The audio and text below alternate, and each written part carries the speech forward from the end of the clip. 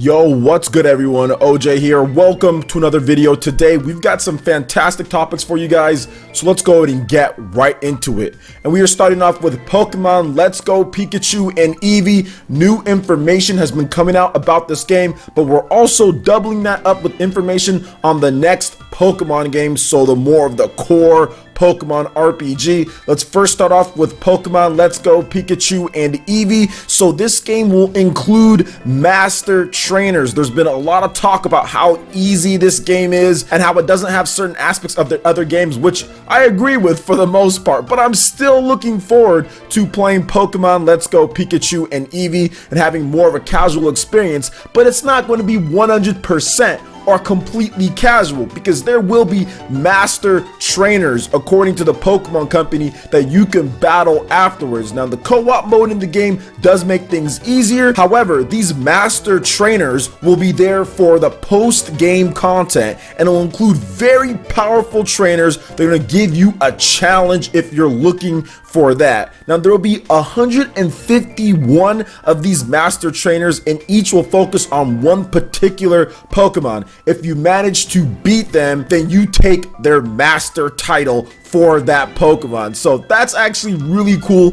that they're kind of improving and putting in extra content and letting people know about this, because some were worried that there wouldn't be somewhat of a challenge at all in this game based on what we've seen so far. But just like most of the big games that Nintendo releases, there's always more stuff to be unveiled. There's always other things that they're going to be adding into the game, and they're going to improve it as they go along. For example, there's a new trailer that just came out, and there's some new screenshots that show off improved lighting and just better overall cleanness of the visuals. So that's really cool as well. You combine that with being able to play the game completely with a Pokeball, an HD Rumble Pokeball, one hand, and to me this is something that I want to just play casually in the living room, maybe stream it for you guys, and then tackle those master trainers. I just wish that I was more into Pokemon Go so I can do the whole transferring thing and what they have there, but I'll settle for the whole Pokeball. Put like a Pokemon in the Pokeball Plus, and you can kind of take that around and get rewards. That's really cool as well. So while I'm playing other games or something like that, I can have that Pokemon in there and reap whatever benefits that comes from that. So I'm actually looking forward to playing this game quite a bit. It's one of my most anticipated, and these master trainers sound awesome for post-game content, because you have to remember this game doesn't have the regular wild battles, so they have to kind of put in some other things in order to compensate for that. So you're going to be doing a lot more trainer battles. You're going to have the gym battles, but then you're also going to have these master trainer battles as well. So I absolutely love that they're doing that. Another thing that I want to talk about Pokemon before we move on to the next topic is the next Pokemon game. So the core RPG that's more like Pokemon Sun and Moon and what we've seen before, you'll actually be able to transfer over older Pokemon into that one somehow. Now the Pokemon Company hasn't detailed exactly how they're going to be doing that, but they did reconfirm recently that you will be able to do so, whether it's through the Pokemon Bank or something like that. So it's really good and reassuring that all the work that you've done, or at least some of it, will be able to be transferred over. And I have to reinitiate my Pokemon Bank subscription. I know I had one, and I have some Pokemon there from all the different generations I've played, Diamond and Pearl and all that. So it'll be cool to transfer them over and get back into Pokemon, because I haven't bought a Pokemon game since Pokemon Sun and Moon, but even then I didn't go hardcore into that. I haven't really been hardcore into battling and into the competitive aspect of Pokemon since Pokemon X and Y. That was the last time I did. I know I put at least like 700 to 800 hours into that game, so I played that one a lot. So I'm looking forward to seeing what they do with this new Pokemon game in 2019, as well as Pokemon Let's Go Pikachu and Eevee. I'm excited for all of them, to be honest. So what do you guys think about all this different information here when it comes to the Pokemon games coming on the Nintendo Switch? Let me know your thoughts in the comment section below. Alrighty, moving into some good news, at least somewhat, for all of you physical edition collectors out there. So Onimusha Warlords will not be seeing a physical release here in the West. However, the Japanese version of the game completely supports English. So just like Okami, you're going to be able to import the game if you can, and it will have English support on there, so you can play and enjoy it just like the physical copies of Okami out there. And at least Capcom is doing that. Capcom is being incredibly cheap when it comes to Onimusha Warlords and not releasing a physical version in the West. I think that even with the minimum requirements for what Nintendo requires for people to have for physical versions in the West, I still feel that they could have been profitable off of this one. Not so sure about Okami since that's been re-released so many different times, but I think Onimusha is one of those games that hasn't been re-released a lot, really at all. So the fact that they're bringing this one, I think it's a better business proposition to release it physical everywhere, but they're not. That's just the reality of the matter. Now, PlayStation 4 and Xbox One,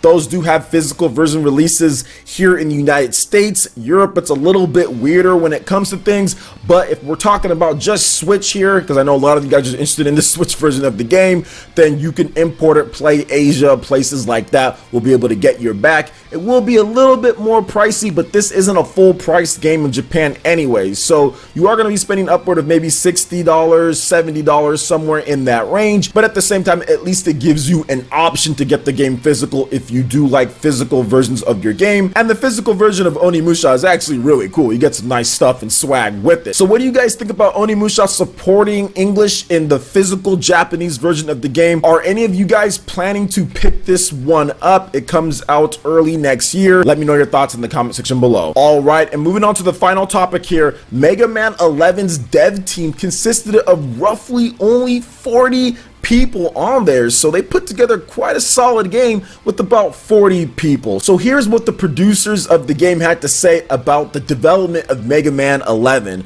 Around 40 people, a rather small number compared to recent development teams. There are certainly benefits to a larger development team, but with so many people, it means that some are unable to affect development across the game as a whole. With around 30 people, it feels like you've got just enough staff for a project. It's very clear what aspects of the game each person is in charge of, so they can be completely sure of their goals and keenly feel responsibility towards them. I feel like the development team was the perfect size for a project of this sort, and I absolutely have to agree. I think 40 people for this style of game is solid because Mega Man 11 has a number of extra options in there. I think it's the perfect reboot or comeback for the Mega Man franchise. I've been watching a ton of people speedrun the game, which is really cool. A lot of the different powers that you get work so in tune with speedrunning. It's crazy to see people put everything together, because I know if I play this game, there's no way I'm going to think, okay, switch to this and use this here, switch to this, use this here, do all like the rush coil and do all this stuff. It's just insane how they put everything together, and that type of gel or adhesive that makes it stuff like that, to where you have everybody with the level design working with the actual enemies and the bosses and the art, and to where it can just gel like that, really is the sign of a cohesive unit, in my opinion. A cohesive unit working towards the same goal and saying, hey, we can do this, and kind of getting together. Whereas if you have this big old huge team of like 5,000 people or whatever, and I'm exaggerating here, or if you have this huge team of like 1,000 people, they're probably gonna be people who don't even know each other on the team. So there might be a little bit of distance between certain things that you want to do. So it does make sense that this was around 40 people, but I hate to always bring up Monolith Soft, but man, that just goes to show you how amazing Monolith Soft is, considering that they made Xenoblade Chronicles 2 a huge open world-ish type of RPG with roughly the same amount of people with some outside help for art, but still about 40 people on that team, and that game is much bigger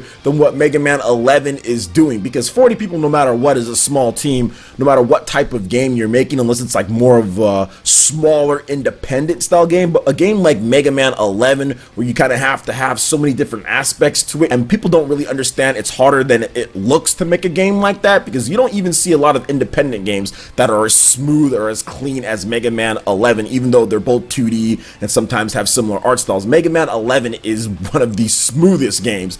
Animations, the frames and everything, how it works, it's so cohesive. So that's not easy to do. So the fact that there's around 40 people on that, but then also Xenoblade Chronicles as well, just goes to show you how talented Monolith Soft is. But this is exactly the type of size that I would expect for a Mega Man project, and that's cool that they're able to get a game like this out there with that type of team size. Not too small to where it seems like, man, we really have a lot of stuff to do, but then again, not too big to where it seems like it's broken up or they can't work together in tandem like you said here. Everybody just kind of feels like they're a well-oiled machine. They have their responsibilities and can get it done, and they can take responsibility personally for what they need to do on the project. So I like it. I definitely like what they did here, and Mega Man 11 is one of the most awesome games to watch speedrun. Like, seriously, if you haven't watched people speedrun the game, check it out. It's actually really cool. I've been watching it a lot myself. So what do you guys think about all the different topics that we discussed here, from all the Pokemon news to the Onimusha English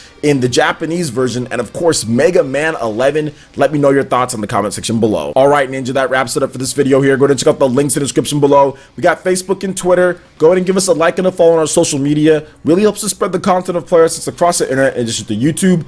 Also makes you check out our Patreon, Twitch, and YouTube live gaming pages and consider supporting PlayerEssence. Hit that like button if you did like this video. Let me know you guys want more content like this going forward in the future. And subscribe to PlayerEssence for the latest RPG, Japanese, and Nintendo gaming news. Thank you so much for watching, and we'll catch you Ninja for the next video. Peace.